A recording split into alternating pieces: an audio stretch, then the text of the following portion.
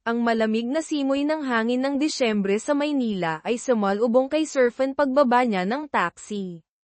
Tila ba ibang mundo ang pinasok niya kumpara sa mainit at pamilyar na klima ng kanilang probinsya sa Visayas.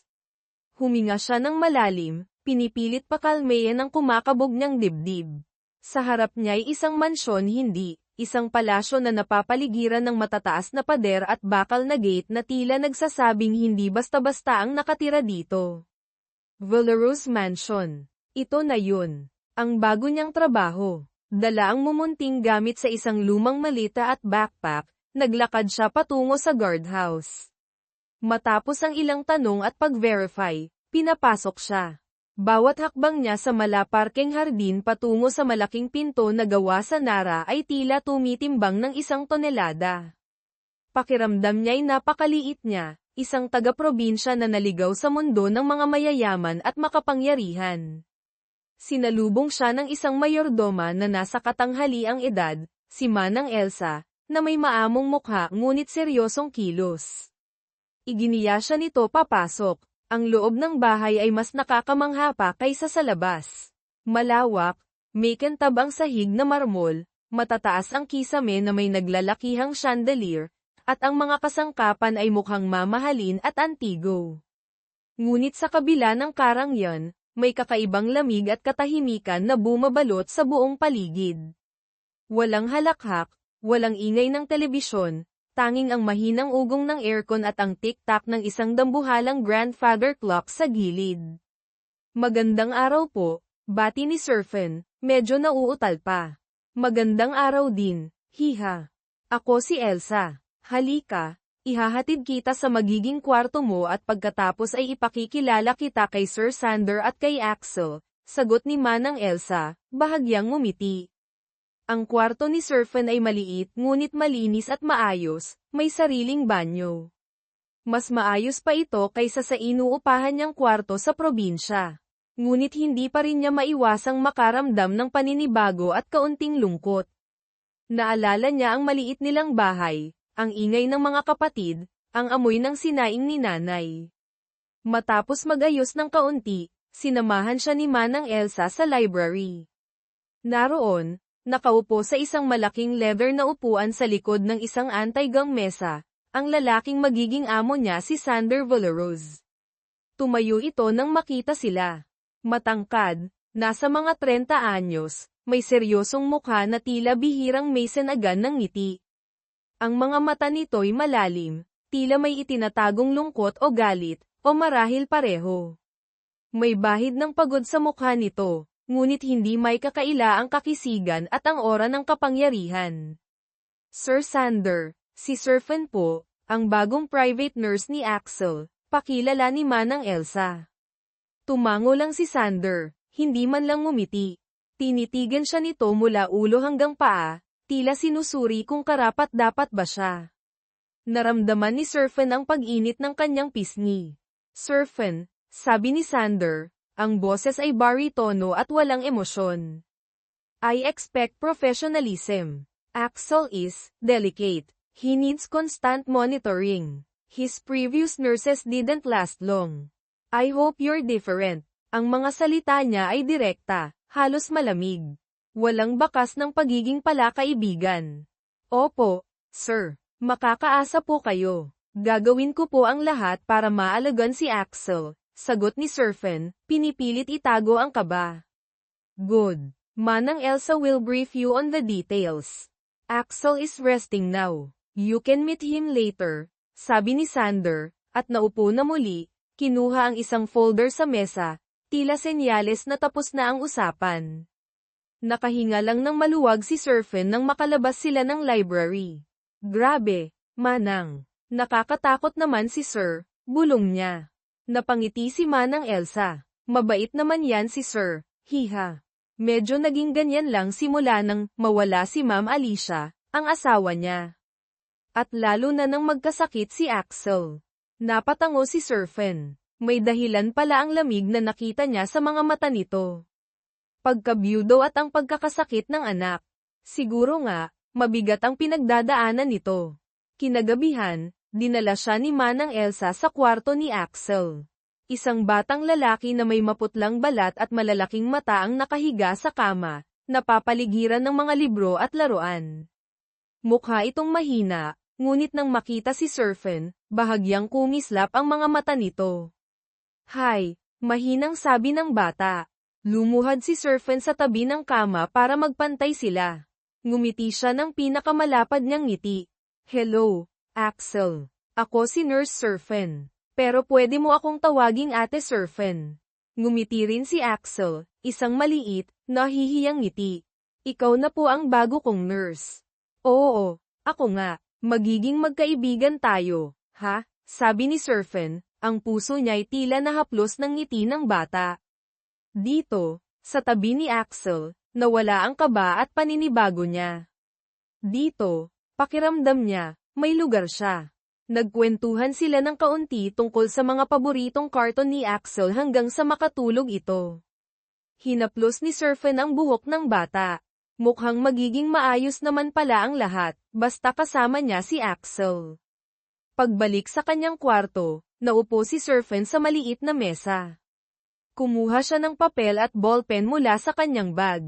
Kailangan niyang ilabas ang namumuong emosyon sa kanyang dibdib, ang lungkot sa pagkakalayo sa pamilya, ang paninibago sa lugar, ang kaunting takot sa kanyang amo, at isang uri ng pangungulila na matagal na niyang kimkim. Nagsimula siyang magsulat, isang liham, puno ng damdamin, ng mga salitang hindi niya masabi ng harapan. "Alam kong matagal na tayong hindi nagkikita, pero hindi ka nawawala sa isip ko. Naaalala ko pa rin ang mga ngiti mo, ang mga simpleng biruan natin noon sa plaza. Kamusta ka na kaya? Sana masaya ka. Iniisip ko kung may pag-asa pa kaya, kahit kay titing lang, na balang araw, mapansin mo rin ako, na hindi lang bilang kaibigan." Isinulat niya ang lahat ng nasa puso niya, ang mga salitang para sana sa isang taong naiwan niya sa probinsya, si Randy, ang kababata niyang matagal na niyang lihim na minamahal. Pero sa dulo ng liham, hindi niya isinulat ang pangalan nito. Hindi niya rin isinulat ang pangalan niya. Tinitigan niya ang papel, huminga ng malalim, at itinupi ito. Sa isang iglap ng pagod at pag-iisip, naisip niyang itago muna ito. Inilagay niya ito sa bulsa ng kanyang puting blouse na uniforme na nakasampay sa upuan, balak niyang itago ito sa ilalim ng kanyang mga damit sa drawer bukas ng umaga. Pagod na siya, kailangan na niyang matulog. Hindi niya alam na ang maliit na papel na iyon ang magiging simula ng isang malaking pagbabago sa buhay niya sa mansyon ng mga Valeros. Kinabukasan, maagang nagising si Surfen. Kailangan niyang ihanda ang mga gamot at almusal ni Axel.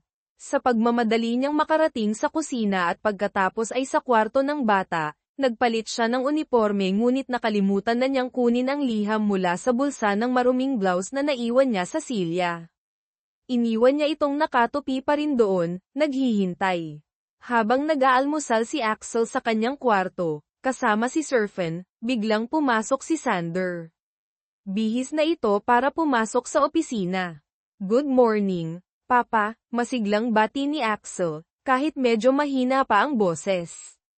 "Good morning, son. How are you feeling?" tanong ni Sander, lumapit at hinaplos ang ulo ng anak. May kaunting ngiti sa kanyang labi, isang ngiti na para lamang kay Axel. "Okay lang po, Ate Surfen is nice," sabi ni Axel. Napatingin si Sander kay Surfen, isang mabilis na sulyap lang, bago tumango. "Good. Finish your breakfast." Habang kinakausap ni Sander si Axel, napansin ng bata ang nakatuping papel sa bulsa ng blouse ni Surfen na nakasampay sa silya malapit sa kama.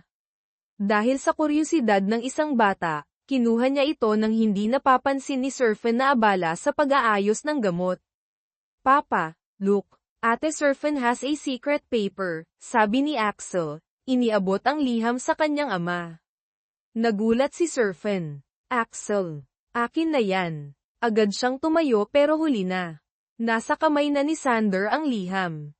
Kumunat ang noo ni Sander. Tiningnan niya ang nakatuping papel, pagkatapos ay ang namumutla at halatang kinakabahang si Surfen. May kung anong kuryosidad na pumukaw sa kanya. Bakit ganito na lamang ang reaksyon ng dalaga? Papa, read it. Pagpupumilit ni Axel, hindi alintana ang tensyon sa pagitan ng dalawang matanda. Axel, hindi yan laruan.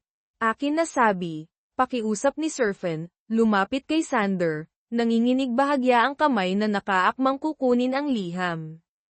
Ngunit mabilis na itinaas ni Sander ang kamay, inilalayo ang papel sa abot ni Serpent. What is this, Serpent? Tanong ni Sander. Ang boses ay kalmado ngunit may diin. Tinitigan niya si Serpent, ang mga matay tila sinusubukang basahin ang nasa isip nito. Wala po yan, sir. Sulat ko lang po yan, personal po. Nauutal na sagot ni Serpent, iwas ang tingin. Gusto na niyang magpalamon sa lupa sa kahihiyan. Bakit ba kasi ang tanga niya at naiwan niya iyon doon? Hindi kumibo si Sander. Dahan-dahan niyang binuklat ang liham. Natahimik ang buong kwarto, tanging ang paghinga ni Serpent ang maririnig na tila humahabol. Bawat segundong lumilipas habang binabasa ni Sander ang mga salita ay parang isang walang hanggan para kay Serpent. Nakita niya ang bahagyang paggalaw ng mga kilay ni Sander, ang panandaliang pagtigil nito sa ilang linya. Hindi mabasa ang ekspresyon sa mukha nito, laging ganoon, tila isang pader na mahirap pasukin. Binasa niya ang mga salitang puno ng pangungulila, ng pag-asam, ng isang pag-ibig na hindi masabi. Hindi ka nawawala sa isip ko. Naaalala ko pa rin ang mga ngiti mo. Sana masaya ka. Iniisip ko kung may pag-asa pa, kaya mapansin mo rin ako. Walang pangalan. Walang nagpadala. Walang pinadalhan. Ngunit sino pa ba ang nasa paligid ni Serpent sa mansyong ito kundi siya at ang anak niya? Siya, na bihira ngang ngumiti. Siya, na halos hindi ito kinakausap maliban kung tungkol sa trabaho. Impossible. Pero, bakit ganito ang reaksyon ng dalaga? Bakit tila napakahalaga nito sa kanya? Nang matapos basahin, dahan-dahan niyang itinupi muli ang liham.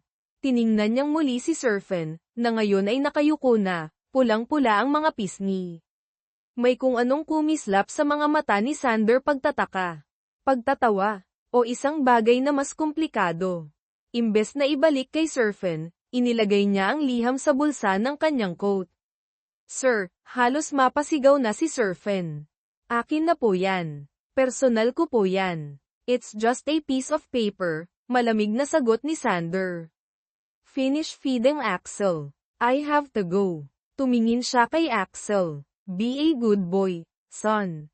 I'll see you later. At tulad ng dati, walang karagdagang salita, lumabas na siya ng kwarto, dala-dala ang liham ni Serpent. Naiwan si Serpent na tulala, hindi makapaniwala sa nangyari. Nanginginig ang mga kamay niya. Ang lihim niya, ang mga pinakatatago niyang damdamin para kay Randy, nasa kamay na ng amo niyang malamig pa sa yelo. At ang mas masahol pa, hindi man lang niya naipaliwanag. Ate Serpent, are you okay? Tanong ni Axel, napansin ang pagkabalisa niya. Why did Papa take your paper? Pinilit ni Serpent na ngumiti para sa bata. Okay lang ako, Axel. Laro lang namin yun ni Papa mo. Sige na, ubusin mo na yang pagkain mo. Pero sa loob-loob niya, gusto na niyang umiyak. Paano na ngayon? Anong iisipin ni Sir Sander? Baka isipin nitong nababaliw na siya. O baka kung anong isipin nito. Mas lalo siyang kinabahan. Sa kotse, papunta sa opisina, hindi mawala sa isip ni Sander ang liham. Kinuha niya ito muli mula sa bulsa at binasa ulit. Mga ngiti mo. Napailing siya. Kailan ba siyang umingiti, lalo na sa harap ni Serpent? Mapansin mo rin ako. Palagi naman niyang napapansin ito, ang pagiging mahusay nito sa trabaho, ang pasensya nito kay Axel, ang tila natural na kabaitan nito. Pero ganito, may lihim na pagtingin sa kanya. Tila katawa-tawa. Isang simpleng probinsyana, isang yaya, para sa kanya. Pero habang paulit-ulit niyang binabasa, may kung anong kumikirot sa puso niyang matagal nang namanhid. Ang mga salita ay simple ngunit tapat. Ramdam niya ang emosyon sa bawat letra. Naalala niya ang pamumula ng pisngi ni Serpent, ang pagkataranta nito. Hindi iyon gawa-gawa lang. Hindi kaya. Hindi kaya totoo. Matagal na siyang mag-isa. Matagal nang walang nagpaparamdam sa kanya ng ganitong klaseng atensyon, kahit pa sa liham lamang. Ang huling babaeng nagpakita ng interes sa kanya ay si Claudine, ang dati niyang kasintahan bago si Alicia, na paminsan-minsan ay nagpaparamdam pa rin. Ngunit iba ang dating ni Claudine, kalkulado, may motibo. Ang liham na ito, ay tila dalisay. Napabuntong hininga si Sander. Itinabi niya ang liham. Kalokohan, sabi ng isang bahagi ng isip niya. Huwag kang assuming. Ngunit may isa pang bahagi, isang maliit na tinig na matagal nang natutulog, ang tila nagising.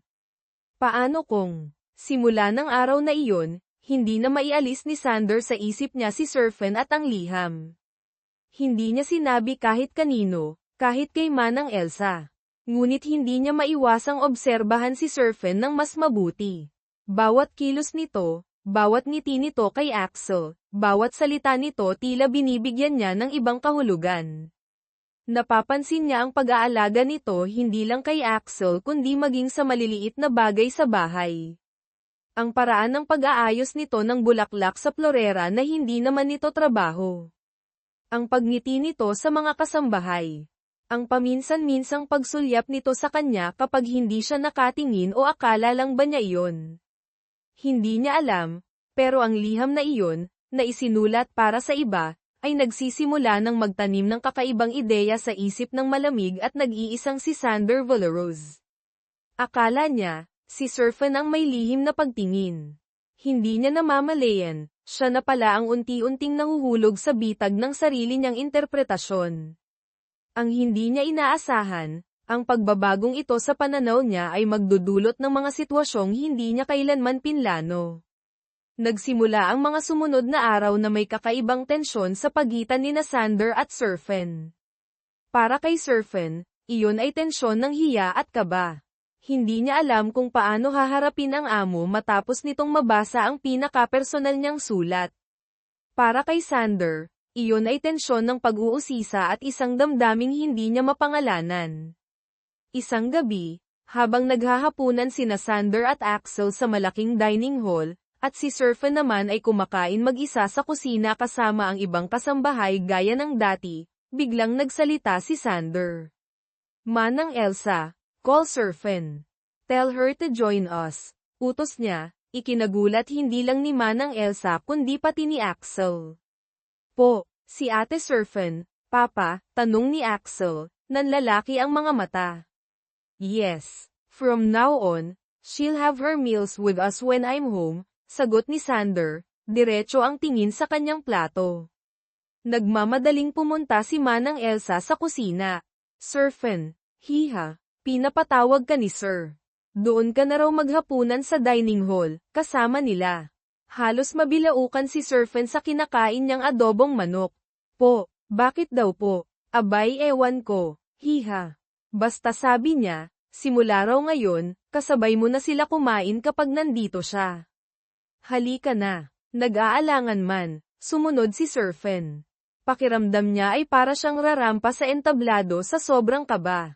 Pagdating niya sa dining hall, nakaupo na si Sander sa kabisera, habang si Axel naman ay nasa gilid nito. May isang nakahandang lugar para sa kanya sa tapat ni Axel. Maupo ka, Serpent, sabi ni Sander, hindi tumitingin sa kanya. Naupo si Serpent, hindi malaman kung saan ipupulupot ang mga kamay. Ang tahimik, tanging ang tunog ng mga kubyertos sa plato ang maririnig. Si Axel lang ang paminsan-minsang nagsasalita, nagkukwento tungkol sa napanood niyang cartoons. Kamusta ang mga magulang mo sa probinsya? Biglang tanong ni Sander, bumasag sa katahimikan. Natigilan si Serpent. Kinakausap siya nito tungkol sa personal na bagay.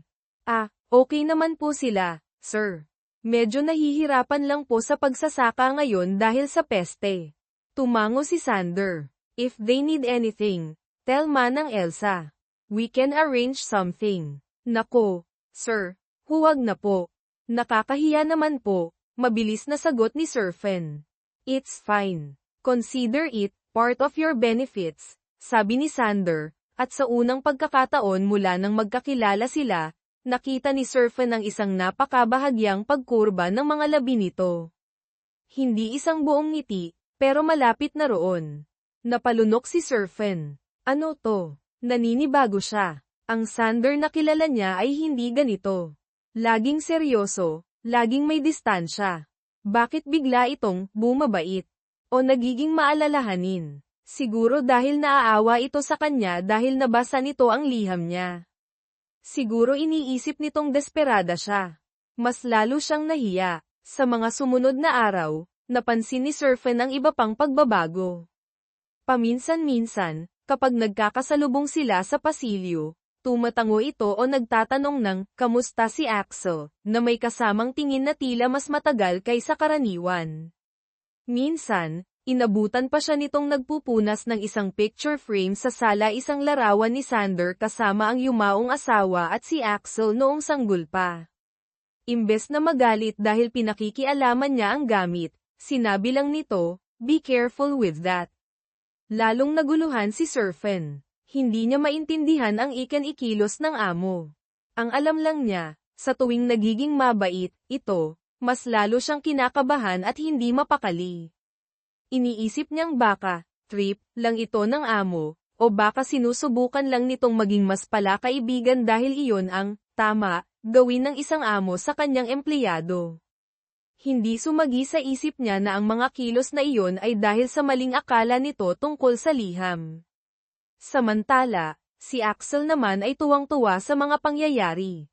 Mas madalas na niyang nakikitang magkasama ang papa niya at ang ate Surfen niya, kahit sa hapagkainan. Para sa isang batang lumaki sa katahimikan at kalungkutan mula nang mawala ang ina, ang mga simpleng sandaling iyon ay tila maliliit na sinag ng araw. Lalong naging malapit si Axel kay Surfen. Hindi na lang ito, ate Surfen, sa kanya.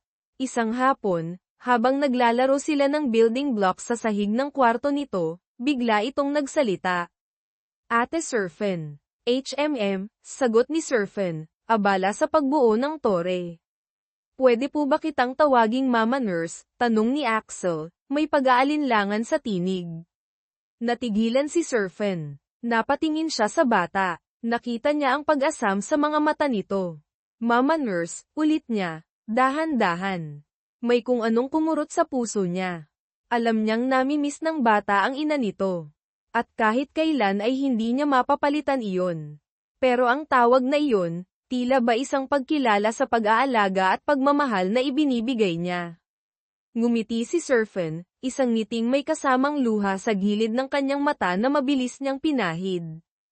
Oo naman, Axel. Pwedeng-pwede. Nagningning ang mga mata ni Axel. Talaga po, yehey. Mama Nurse. Mama Nurse Surfen. Masaya niyang niyakap si Surfen. Niyakap din siya ni Surfen ng mahigpit. Sa mga sandaling tulad nito, nakakalimutan ni Surfen ang lahat ng mga alalahanin niya ang liham. Ang amo niyang hindi niya maintindihan, ang pangungulila sa pamilya. Ang yakap ng batang ito ang nagbibigay sa kanya ng lakas at dahilan para manatili. Mama Nurse, promise mo po, hindi ka aalis ha, bulong ni Axel, hindi pa rin bumibitaw sa yakap. Dito ka lang po sa amin ni Papa. Tumango si Surfen, kahit may kaunting kirot sa kanyang dibdib. Alam niyang may kontrata lang siya. Alam niyang pansamantala lang ito. Pero sa mga sandaling iyon, gusto niyang maniwala na totoo ang sinabi ng bata. Oo, Axel. Nandito lang si Mama Nurse. Hindi nila alam, sa may bahagyang nakaawang na pinto, nakatayo si Sander. Pauwi siya galing opisina ng mas maaga kaysa karaniwan. Narinig niya ang usapan ng dalawa ang pagtawag ni Axel ng Mama Nurse, ang pangako ni Surfen. Nakita niya ang higpit ng yakap nila. Isang komplikadong emosyon ang gumuhit sa mukha ni Sander. May tuwa dahil nakikita niyang masaya at komportable ang anak niya kay Surfen, isang bagay na hindi nagawa ng mga naunang nurse. Ngunit mayroon ding inggit, o isang paghanga na hindi niya maipaliwanag. Ang babaeng ito, na akala niya ay may lihim na pagtingin sa kanya, ay nagagawa ring punan ang isang bahagi ng buhay ng anak niya na matagal nang kulang. Ang pagiging maalaga nito, Ang natural na init na taglay nito mga katangiang matagal nang nawala sa malamig na mansyong ito mula nang pumanaw si Alicia. Ang liham. Bumalik na naman iyon sa isip niya. Ang mga salitang iyon, kasama ng mga nakikita niya ngayon ang pagiging malapit ni Serpent kay Axel, ang pamumula nito kapag nagkakatinginan sila, ang mga maliliit na kilos nito ng pag-aalala. Lahat ay tila nagtutugma sa kanyang interpretasyon. Lalo siyang nakukumbinsi na ang liham na iyon ay para nga sa kanya. At ang pagtanggap nito sa tawag na, Mama Nurse, hindi kaya pati ang anak niya ay gusto na rin itong maging bahagi ng pamilya. Pumasok siya sa kwarto, pinilit na maging casual ang kilos. I'm home. Agad na bumitaw sa yakap si Axel at tumakbo papalapit sa ama.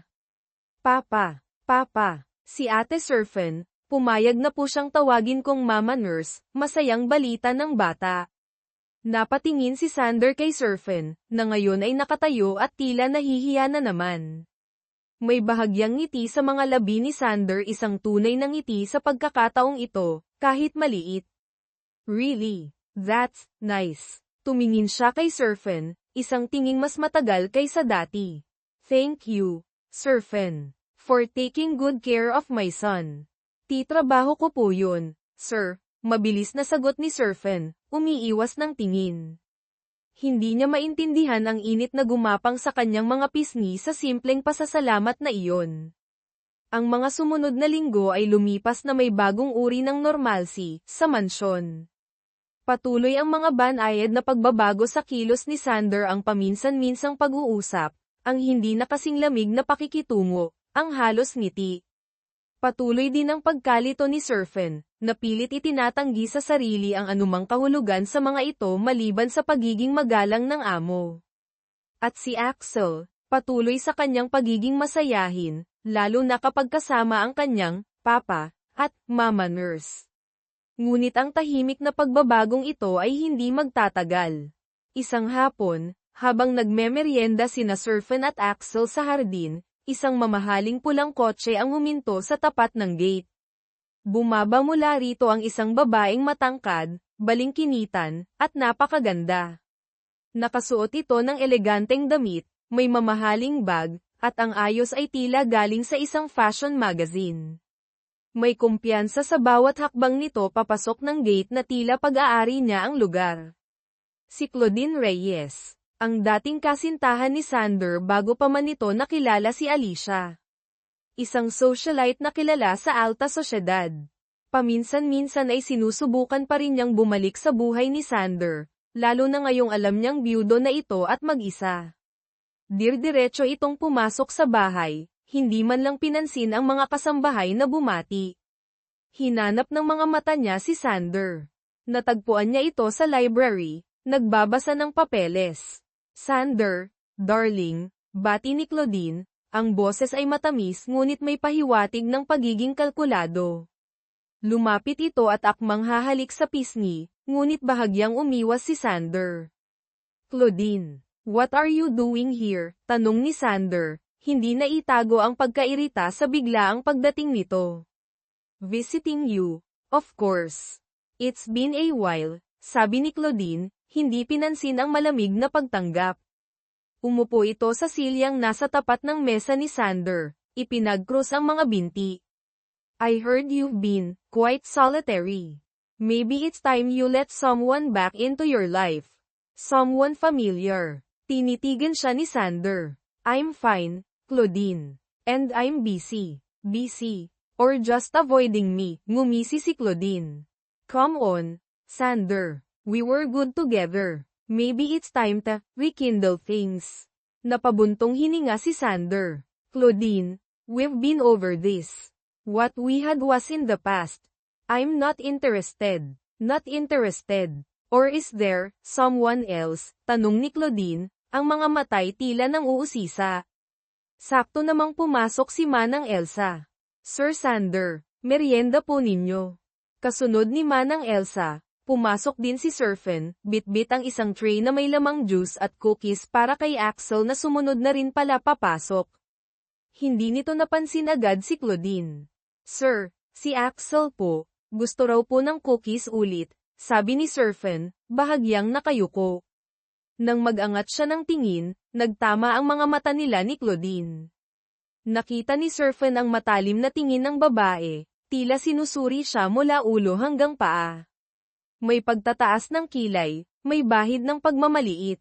And who is this? Tanong ni Claudine. Ang tingin ay hindi inaalis kay Serpent, ngunit ang tanong ay para kay Sander.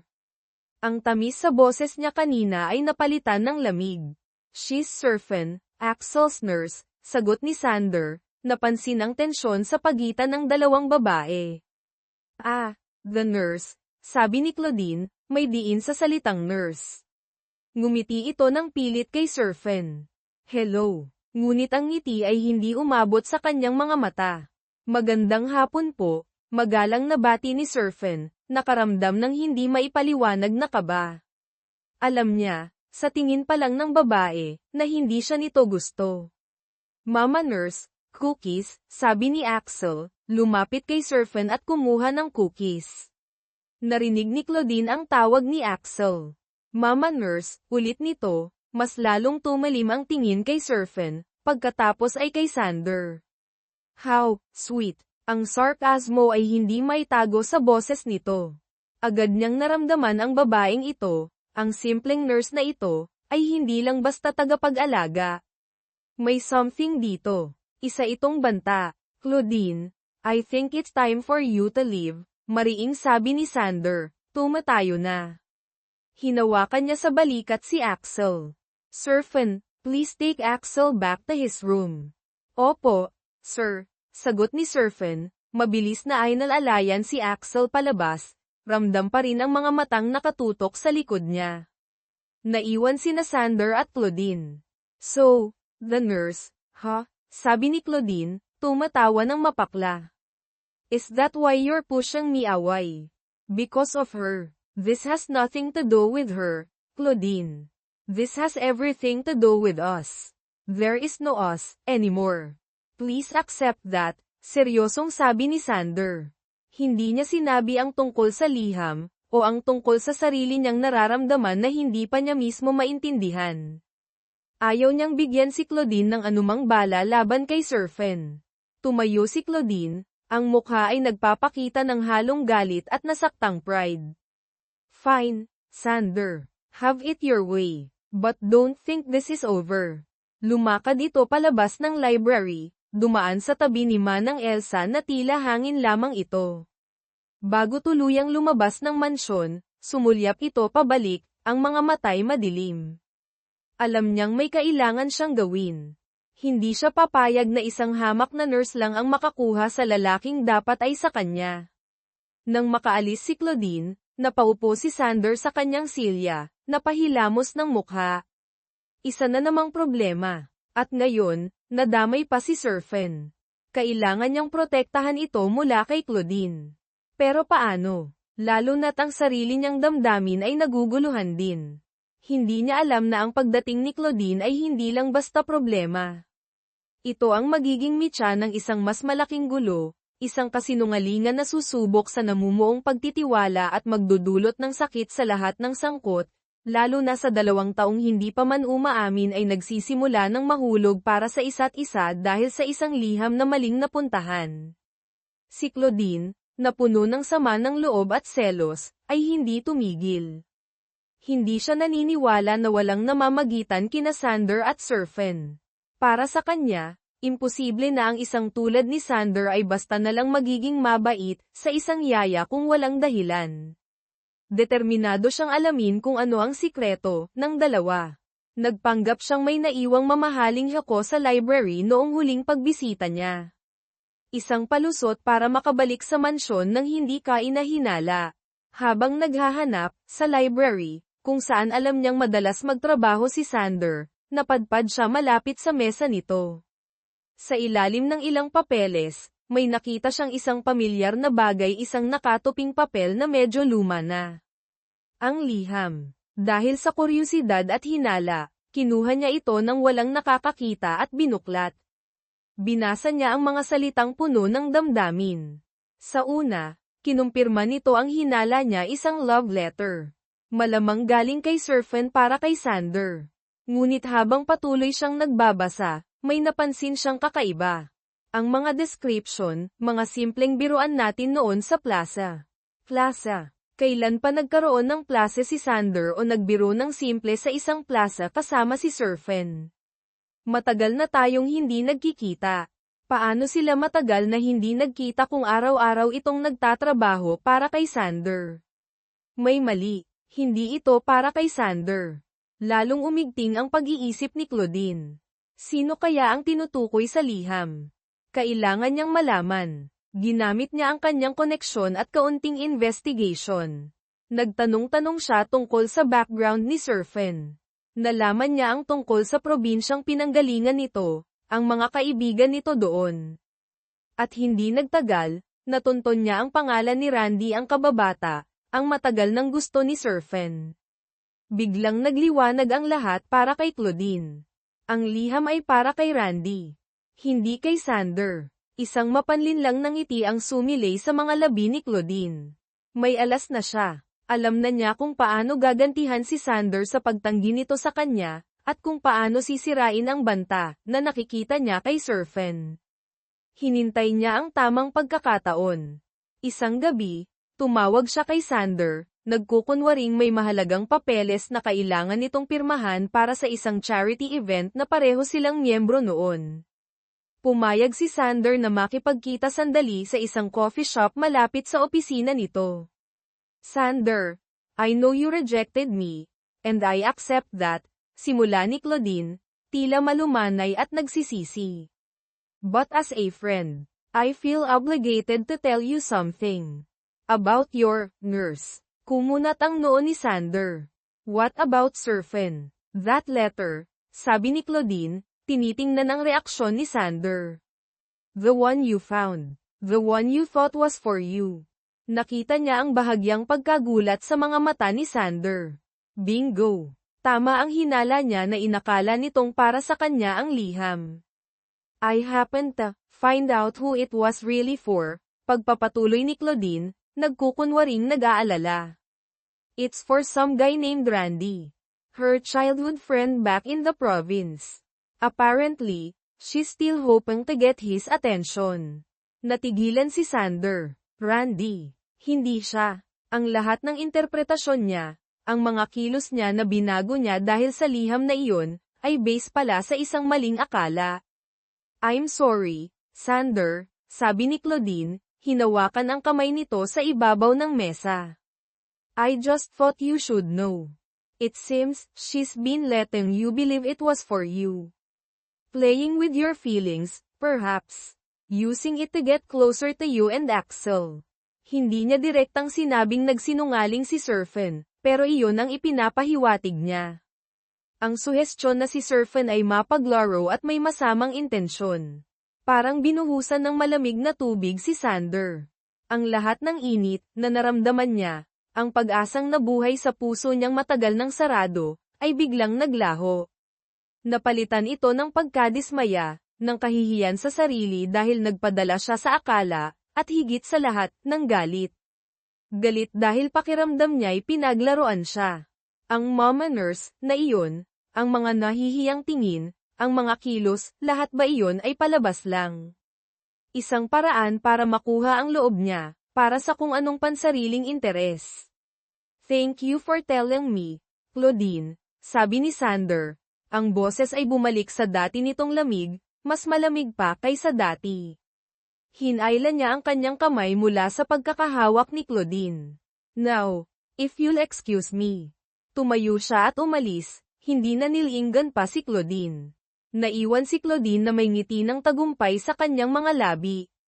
Nagtagumpay ang plano niya. Nasira niya ang magic na nakikita niya sa pagitan ni Sander at ng yaya. Ngayon, kailangan na lang niyang hintayin ang resulta. Pagbalik ni Sander sa mansyon ng gabing iyon, ibang-iba na ang aura niya. Nawala na ang bahagyang init, ang mga halos ngiti. Bumalik ang pader sa paligid niya, mas mataas at mas matibay kaysa dati. Nasalubong niya si Surfen sa pasilyo, paakyat ito sa kwarto ni Axel. Good evening po, sir, bati ni Surfen, gaya ng dati. Nilampasan lang siya ni Sander, hindi man lang tumingin o tumango. Para siyang hangin lamang. Natigilan si Serpent. Anong nangyari? Kaninang umaga lang ay halos ngumiti pa ito sa kanya nang magpaalam. Bakit ngayon ay parang hindi na naman siya nito kilala? Ang gabing iyon ang simula ng masakit na katahimikan sa mansyon. Hindi na muling inaya ni Sander si Serpent na sumabay sa pagkain. Hindi na ito nagtatanong tungkol sa pamilya niya o kahit tungkol kay Axel kapag siya ang kaharap. Ang mga tingin nito, kung magtatama man ang kanilang mga mata, ay malamig at walang emosyon, minsan pa nga'y tila may bahid ng pagkainis. Ang mga sagot nito sa mga tanong niya tungkol sa pangangailangan ni Axel ay laging maikli at formal. Hindi maintindihan ni Serpent kung ano ang nagawa niyang mali. Inisip niya kung may nasabi ba siyang hindi maganda, o kung may nagawa siyang ikinagalit nito. Paulit-ulit niyang sinuri ang mga huling araw, pero wala siyang makitang dahilan para sa biglaang pagbabago ng pakikitungo nito. Ang alam lang niya, nasasaktan siya. Hindi dahil sa may romantikong damdamin siya para dito malayo pa roon ang isip niya kundi dahil nasanay na siya sa bahagyang kabaitan nito, sa pakiramdam na kahit papaano ay nakikita, siya nito bilang tao, hindi lang empleyado. Ngayon, pakiramdam niya'y mas mababa pa siya sa dati. Ang biglaang paglamig ni Sander ay hindi lang si Serpent ang nakapansin. Maging si Axel ay nagtaka. Papa, why are you not talking to Mama Nurse anymore? Tanong ng bata isang gabi habang pinapatulog siya ni Sander. Are you angry with her? Tumingin si Sander sa anak, nakaramdam ng kirot. Ayaw niyang madamay ang bata. No, son. Papa's just busy and tired, palusot niya. Pero alam niyang hindi iyon ang totoo. Ang totoo, hindi niya kayang harapin si Serpent nang hindi naaalala ang liham at ang pakiramdam na nalinlang siya. Mas madali nang bumalik sa dating distansya. But, she looks sad, sabi ni Axel. And you look sad too. Hindi nakasagot si Sander. Hinaplos na lang niya ang buhok ng anak hanggang sa makatulog ito. Paglabas niya ng kwarto, nakasalubong niya si Serpent na may dalang gamot. Nagkatinginan sila sandali nakita ni Serpent ang pagod at tila inis sa mga mata ni Sander, habang nakita naman ni Sander ang bakas ng kalungkutan at pagkalito sa mukha ni Serpent. Mabilis na umiwas ng tingin si Sander at naglakad palayo. Habang tumatagal ang ganitong sitwasyon, lalong nabibigatan si Serpent. Ang dating magaan na pakiramdam kapag kasama si Axel ay nababahira na ng lungkot dahil sa malamig na pakikitungo ng ama nito. Ang mansyon, na minsan niyang naramdamang maaaring maging tahanan, ay bumalik sa pagiging malamig at dayuhang lugar. Isang gabi, pagkatapos ng isa na namang tahimik at tensyonadong hapunan, kung saan hindi na naman siya kasabay, nagpa siya si Serpent. Hindi na niya kaya, masakit na masyado ang pakiramdam na parang may nagawa siyang kasalanan na hindi niya alam. Masakit ang pakiramdam na tila hindi siya pinagkakatiwalaan. Pagkatapos ng kontrata niya, na magtatapos na sa loob ng ilang linggo, aalis na siya. Babalik na siya sa probinsya. Marahil doon, mas tahimik ang buhay. Marahil doon, hindi siya masasaktan ng ganito.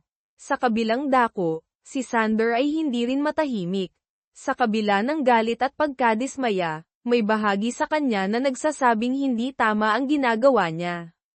Nakikita niya ang epekto nito kay Serpent. Nakikita niya ang lungkot sa mga mata nito. Nakikita niya rin ang epekto nito kay Axel. Pero nanaig ang kanyang pride, ang nasaktang ego. Masyado siyang nasaktan sa ideyang pinaglaruan siya. Hindi niya kayang lumunok ng pride para kausapin ito at linawin ang lahat. Mas pinili niyang manahimik at hayaang lumipas ang mga araw. Ang katahimikan sa pagitan nila ay hindi lang katahimikan. Ito ay isang pader na lalong tumataas, puno ng hindi pagkakaunawaan, nasasaktang damdamin, at mga salitang hindi masabi. Isang masakit na katahimikan na unti-unting nagtutulak sa kanila palayo sa isa't isa. Dumating ang araw na pinakahihintay at kinatatakutan ni Serpent ang huling araw niya sa mansyon ng mga Valeros. Tapos na ang kontrata niya. Maaga pa lang ay inayos na niya ang kanyang mga gamit. Inilagay sa parehong luma niyang malita at backpack na dala niya noong unang dumating. Ang puso niya'y mabigat. Mamimiss niya si Axel ng sobra. Kahit paano, mamimiss din niya si Manang Elsa at ang ibang kasambahay na naging mabait sa kanya. Si Sir Sander, ewan niya. Siguro, mamimiss niya ang dating Sir Sander, hindi ang malamig na taong nakasalamuhan niya nitong mga huling linggo. Nagpaalam na siya kay Manang Elsa at sa iba pa. May mga luhang pamatak, mamimiss ka namin, hiha, sabi ni Manang Elsa, niyakap siya. Mag-iingat ka palagi, kayo rin po, Manang. Salamat po sa lahat, sagot ni Serfen, pinipigilan ang paghikbi. Ang pinakamahirap ay ang pagpapalam kay Axel. Natutulog pa ito nang pumasok siya sa kwarto nito. Umupo siya sa tabi ng kama at pinagmasdan ang natutulog na mukha ng bata. Hinaplos niya ang malambot nitong buhok. Palem, Axel ko, bulong niya, hindi mapigilan ang pagpatak ng luha sa kanyang pisngi. Sana gumaling ka na ng tuluyan. Magpapakabait ka palagi, ha? Mahal ka ni Mama Nurse. Hinalikan niya ito ng marahan sa noo, at tahimik na lumabas ng kwarto, dala ang bigat sa kanyang dibdib. Nasa may gate na siya, hinihintay ang taxi na pinatawag ni Manang Elsa, nang makita niya si Sander na pababa ng hagdan, bihis na pang-opisina. Nagtama ang kanilang mga mata saglit. Walang emosyon ang mukha ni Sander, ngunit tila may bahid ng kung anong hindi mabasa sa mga mata nito pagsisisi. O baka guni-guni lang niya. Tumango lang si Serfen bilang pagpapalam at mabilis na tumalikod. Ayaw na niyang makita pa ang lamig sa mga mata nito. Sumakay siya sa taxi, at habang paprin siya, hindi niya mapigilan ang pag-agos ng kanyang mga luha. Tapos na ang kabanatang iyon ng buhay niya. Ilang oras pa lang siyang nakakaalis, nasa biyahe papatungong bus terminal, nang biglang tumawag si Manang Elsa sa kanyang cellphone. Nanginginig ang boses nito. Serfen. Hiha. Kailangan mong bumalik. Po. Bakit po, Manang? May problema po ba? Kinabahang tanong ni Serfen. Si Axel. Biglang tumaas ang lagnat. Hinahanap ka. Ikaw lang daw ang gusto niyang makita. Ayaw magpa-check up sa doktor. Ikaw lang daw ang tinatawag Mama Nurse. Mama Nurse, humahagulgol na si Manang Elsa. Natataranta na si Sir Sander. Parang piniga ang puso ni Serfen. Si Axel. Ang alaga niya. Kahit paalis na siya, hindi niya kayang talikuran ang bata sa ganitong kalagayan. Sige po, Manang. Pabalik na po ako. Agad niyang sinabihan ang taxi driver na ibalik siya sa Valeros Mansion. Ang isip niya ay nasa kalagayan na ni Axel. Pagdating niya sa mansyon, sinalubong siya ng nag-aalalang mukha ni Manang Elsa at ng ibang kasambahay. Ang dating tahimik na bahay ay napuno ng tensyon. Dumiretso siya agad sa kwarto ni Axel. Naroon si Sander, nakatayo sa tabi ng kama. Ang mukha ay puno ng pag-aalala, halatang hindi mapakali. Nasa tabi rin nito si Claudine, na hindi niya alam kung bakit naroroon, nagkukunwaring nag-aalala rin ngunit may kakaibang kislap sa mata habang nakatingin kay Sander. Isang doktor ang sinusubukang suriin si Axel, ngunit nagwawala ito. Ayoko sa iyo. Nasaan si Mama Nurse ko? Umiiyak na sigaw ni Axel. Mataas ang lagnat at namumula ang mukha. Axel, tawag ni Serfen, lumapit agad sa kama. Pagkarinig ng boses niya, napatingin si Axel. Kahit nahihirapan, kumislap ang mga mata nito. Mama Nurse, you came back. Oo, nandito na si Mama Nurse, sabi ni Serfen, umupo sa tabi ng kama at hinawakan ang kamay ng bata. Agad itong kumapit sa kanya. Tumingin siya sa doktor. Ako na po ang bahala, Dok. Alam ko na po ang gagawin. Tumango ang doktor at bahagyang umatras, kasama si Sander at Claudine, nagmamasid mula sa di kalayuan. Kalmado ngunit mabilis na kumilos si Serfen. Kumuha siya ng maligamgam na tubig at bimpo. Pinunasan ang noo at katawan ni Axel. Kinausap niya ito ng mahinahon, kinantahan ng mga paborito nitong lullaby. Unti-unting kumalma ang bata, kahit umuungol pa rin dahil sa taas ng lagnat. Mama Nurse, ungol ni Axel, medyo nahihibang na sa taas ng lagnat. Yung secret paper mo, para kay Papa ba yun? Natigilan si Serphin. Maging si Xander at Claudine ay napahinto sa pag-uusap nila sa gilid. Tumingin si Xander kay Serphin, naghihintay ng sagot. Si Claudine naman ay ngumisi ng bahagya, tila sinasabi na eto na, mabubuking ka na. Ngumiti si Serphin kay Axel, hinaplos ang pisngi nito. Nako, hindi mahina hong sagot niya, hindi alam na nakikinig ang iba. Yung sulat na yun. Para yun kay Kuya Randy mo sa probinsya. Kaibigan ko yun, matagal na. Naisulat ko lang yun kasi, namimiss ko na sila doon. Wala yun. Sinabi niya iyon ng simple at totoo, para lang mapanatag ang isip ng bata. Ngunit ang mga simpleng salitang iyon ay tumama kay Xander na parang kidlat. Randy, sa probinsya, hindi para sa kanya. At ang dahilan pangungulila sa pamilya at kaibigan. Hindi isang lihim na pag-ibig para sa kanya. Hindi isang laro. Hindi isang panlilinlang. Napatingin siya kay Claudine. Nakita niya ang pagkawala ng ngisi sa mukha nito, napalitan ng pagkagulat at pagkaputla. Biglang nag-iba ang ekspresyon ni Claudine, tila nahuli sa isang kasinungalingan. Lahat ng sinabi ni Claudine noon sa coffee shop ang mga pahiwatig na pinaglalaroan siya ni Serphin, na ginagamit nito ang liham biglang gumuho sa isip ni Xander. Nagsinungaling si Claudine. At siya, naniwala siya. Hinusgahan niya si Serphin ng walang basehan. Sinaktan niya ito dahil sa sarili niyang pride at maling akala. Ang lamig na ipinakita niya, ang katahimikan, lahat dahil sa kasinungalingan ni Claudine. Isang matalim na tingin ang ipinukol ni Xander kay Claudine. Claudine, sabi niya, ang boses ay mababa ngunit puno ng pigil na galit.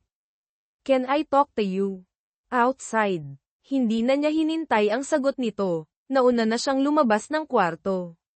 Walang nagawa si Claudine kundi sumunod, ang mukha ay hindi may pinta. Sa labas ng kwarto, sa pasilyo, hinarap ni Xander si Claudine. You lied to me. Hindi iyon tanong, kundi isang pahayag. Xander, I thought, nauutal na si Claudine. You thought what? That you could manipulate me. That you could destroy an innocent person's reputation just because I rejected you. Tumaas na ang boses ni Xander. Narinig mo ang sinabi niya. Wala siyang alam. Hindi niya alam na nabasa ko ang liham, o kung ano ang inisip ko. She was just being herself. Caring for my son. And you twisted everything. She's just a nurse, Xander. What do you see in her? Desperadong sabi ni Claudine. She's more decent and has more heart than you'll ever have. Malamig na sagot ni Xander. Get out of my house, Claudine. And don't ever come back. Iniwan niyang tulala at galit si Claudine sa pasilyo. Bumalik si Xander sa loob ng kwarto ni Axel. Naroon pa rin si Serphin. Inaawitan ang bata na ngayon ay tila mas mahimbing na ang tulog, bumababa na rin ang lagnat. Tumayo si Xander sa may pintuan, pinagmamasdan si Serphin. Ang babaeng hinusgahan niya, sinaktan niya dahil sa maling akala, ay narito pa rin, inaalagaan ang kanyang anak ng buong puso, kahit pa ito na ang dapat ay araw ng kanyang pag-alis. Isang matinding pagsisisi ang bumalat sa kanya. Ang bigat sa dibdib na naramdaman niya kanina nang umalis si Serphin ay mas dumobol pa ngayon dahil sa kahihiyan sa sarili niyang ginawa. Napakababa ng tingin niya sa sarili sa mga sandaling iyon. Paano niya ito babawiin? Paano niya hihingin ang tawad ng babaeng nasaktan niya nang hindi nito nalalaman ang tunay na dahilan? Hindi pa tapos ang araw, ngunit alam ni Xander na marami pa siyang kailangang gawin. Kailangan niyang itama ang kanyang pagkakamali. Kailangan niyang harapin ang katotohanang nahulog na yata siya, hindi sa babaeng nasa likod ng liham na akala niya, kundi sa babaeng nasa harap niya ngayon, ang babaeng nagpakita ng tunay na kabutihan at pagmamalasakit sa gitna ng lamig ng kanyang mundo. Ngunit paano niya ito sisimulan? Matapos masigurong stable na ang kalagayan ni Axel at nakainom na ito ng gamot, lumabas sandali si Serphin ng kwarto para kumuha ng malinis na damit para sa bata. Pagbalik niya, nakita niya si Xander na nakaupo sa silyang katabi ng kama, binabantayan ang natutulog na anak. May kakaiba sa ekspresyon nito ngayon, wala na ang dating lamig, napalitan ito ng tila malalim na pag-iisip at kalungkutan. O pagsisisi. Sir, tawag ni Sir Fen. Napatingin si Sander sa kanya. Tumayo ito. Sir Fen, salamat. Salamat sa pagbalik mo para kay Axel. Ang boses nito ay mas malumanay, iba sa narinig niya nitong mga nakaraang linggo. Wala po yun, sir. Mahal ko po si Axel. Wala po yun, sir. Mahal ko po si Axel, sagot ni Sir Fen, totoo mula sa puso. Nagkatinginan sila sandali. Sa pagkakataong ito, hindi umiwas ng tingin si Sander. Nakita ni Sir Fen ang sincerity sa mga mata nito, at isang bagay pa na hindi niya mapangalanan. Sir Fen, muling sabi ni Sander, tila naghahanap ng tamang salita.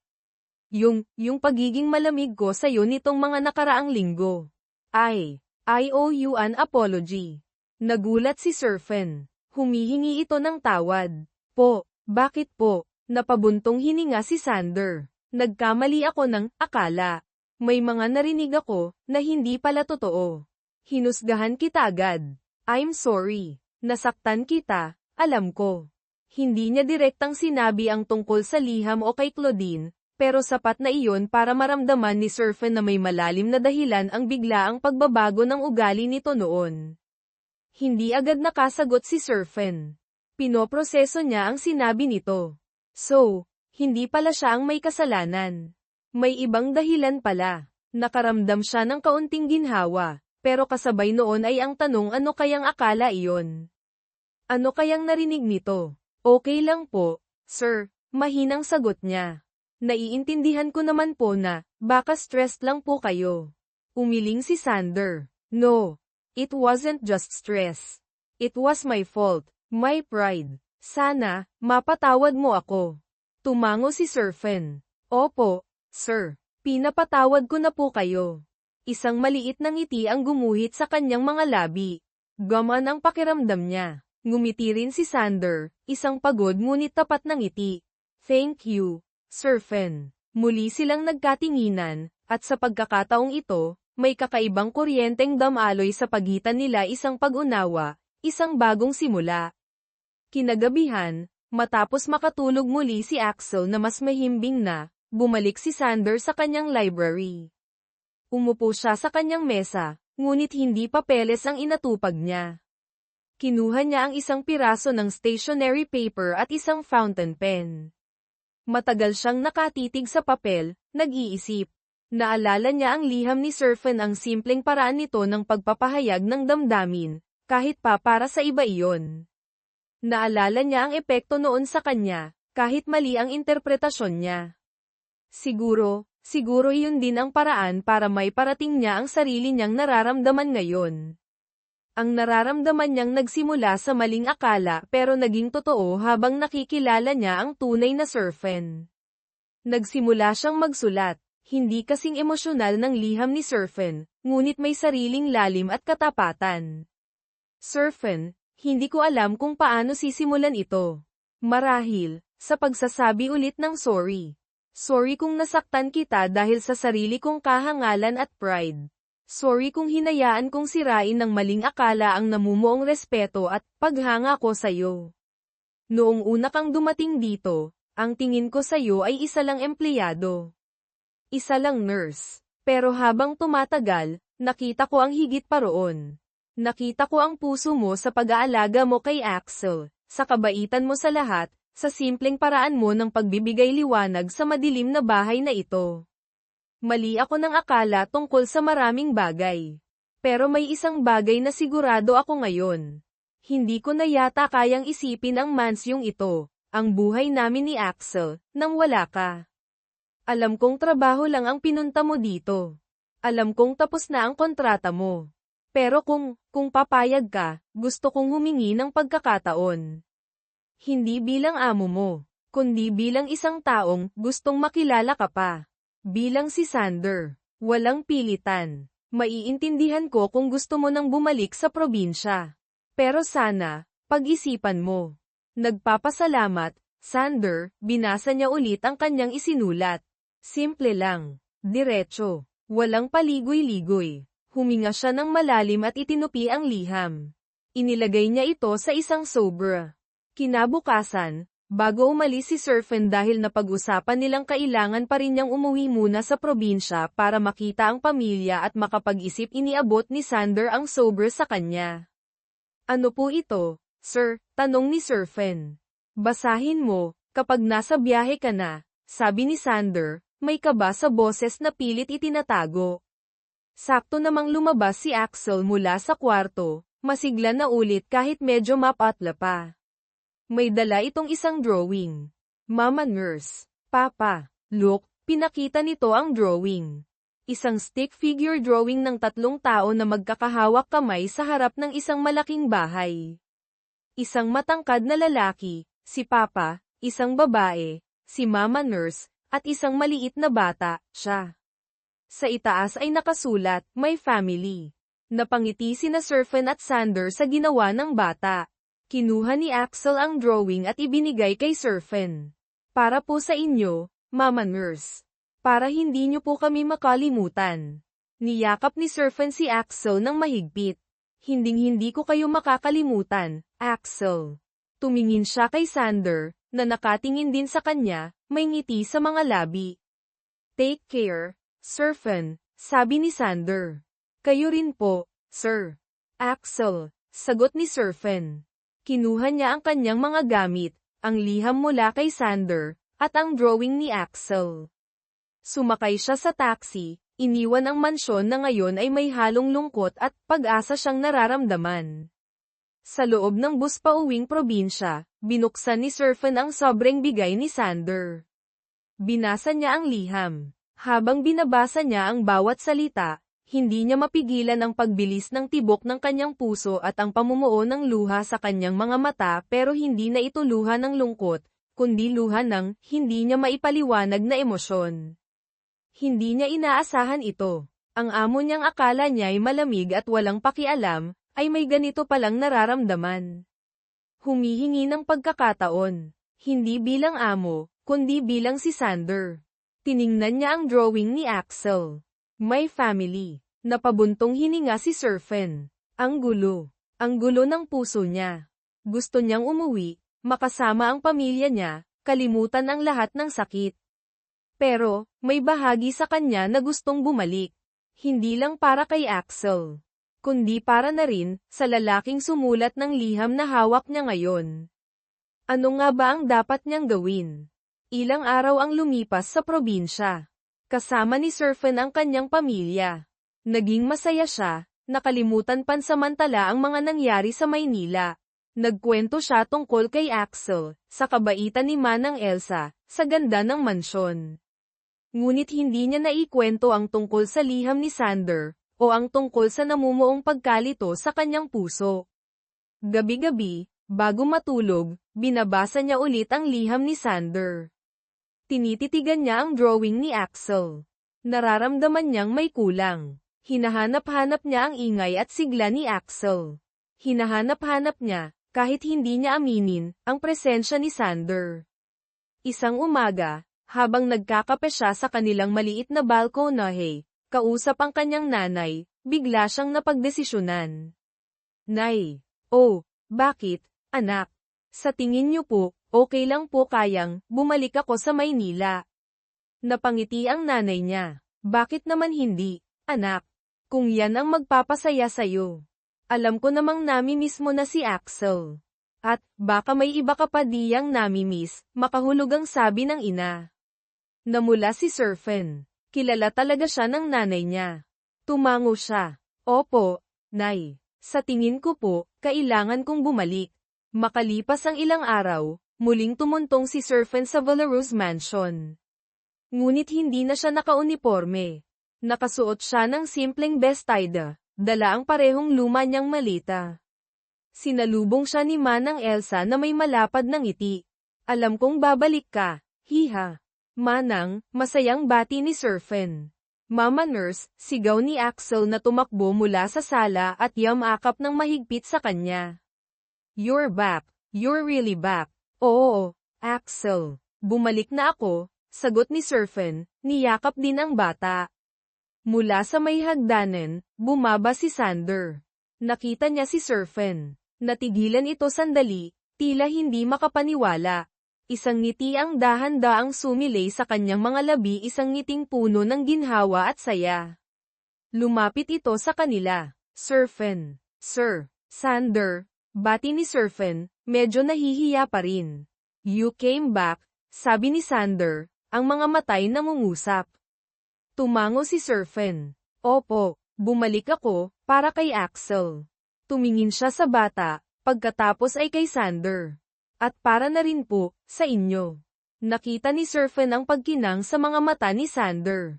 Hinawakan nito ang kanyang kamay. Thank you, Surfen. Can you give me a chance? A chance for us to start over. Properly this time. Tumingin si Surfen sa mga mata ni Sander, pagkatapos ay kay Axel na nakangiti sa kanilang dalawa. Tumango siya. Opo, Sander. Pagkakataon. Isang maliit, simpleng pagtitipon ang naganap sa hardin ng Valeros Mansion makalipas ang ilang buwan. Hindi ito isang grandeng party, kundi isang intimate na salo-salo para sa mga pinakamalalapit na tao, si Surfen, si Sander, si Axel, si Manang Elsa, at ilang piling kasambahay. Nandoon din ang nanay ni Surfen, na dumalaw mula sa probinsya. Ang hangin ay puno ng tawanan at masayang kwentuhan. Si Surfen ay hindi na nakauniporme ng nurse. Nakasuot siya ng magandang damit, nakaupo sa tabi ni Sander, habang si Axel ay masayang naglalaro malapit sa kanila. Hindi na siya ang yaya. Isa na siyang bisita, isang kapamilya, ang babaeng pinili ni Sander na makasama. Hindi pa sila opisyal na magkasintahan sa tradisyonal na paraan, pero alam ng lahat na may espesyal na namamagitan sa kanila. Dahan-dahan nilang binubuo ang kanilang relasyon, natututo mula sa mga pagkakamali ng nakaraan, pinahahalagahan ang bawat sandali. Hawak ni Sander ang kamay ni Surfen sa ilalim ng mesa. Ngumiti ito sa kanya, isang ngiting puno ng pagmamahal at pasasalamat. Ngumiti rin si Surfen pabalik. Marami pa silang pagdadaanan, marami pang aayusin, pero handa silang harapin iyon ng magkasama. Maya-maya, lumapit si Axel sa kanila, may hawak na 2 pamilyar na papel, ang liham na isinulat ni Surfen para kay Randy noon, at ang liham na isinulat ni Sander para kay Surfen. Natagpuan niya ito sa drawer ni Surfen. Papa, Mama Nurse, look, sabi ni Axel, iwinawagayway ang mga liham. Secret papers again. Nagkatinginan sina Sander at Surfen, natawa. Umupo si Axel sa pagitan nila at kunwari binabasa ang mga liham, kahit hindi pa naman siya marunong magbasa ng cursive. Pagkatapos ay maingat niyang itinupi ang mga ito. Tumingin siya sa kanyang papa, pagkatapos ay sa kanyang mama nurse. Isang malaking ngiti ang gumuhit sa kanyang mukha. At pagkatapos, humadyak-jak siya. Isang tawang puno ng kaligayahan at pag-asa. Isang tawa na nagsasabing kahit nagsimula sa isang nawawalang liham at maraming hindi pagkakaunawaan, ang pamilyang nabubuo sa harap niya ngayon ay totoo, hindi perpekto, ngunit puno ng pagmamahal. Ang hinaharap ay hindi man perpekto, pero alam nilang tatlo, kasama ang mga liham na iyon bilang paalala, na haharapin nila ito ng magkakasama.